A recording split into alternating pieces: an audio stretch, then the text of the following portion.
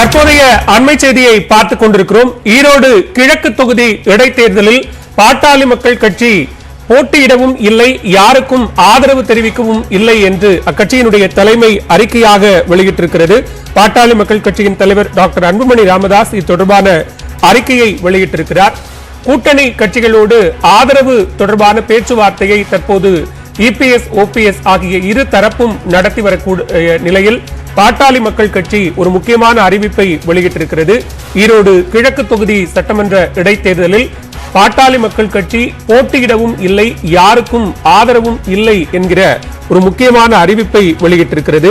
இடைத்தேர்தல்கள் என்பது தேவையற்றவை, மக்களின் வரிப்பணத்தையும் நேரத்தையும் வீணடிப்பவை.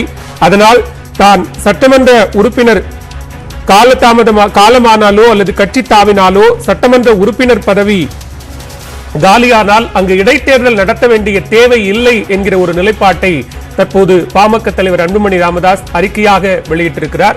இந்நிலையில் இடைத்தேர்தலில் போட்டியும் இல்லை, யாருக்கும் ஆதரவும் இல்லை என பாமக அறிவித்திருக்கிறது.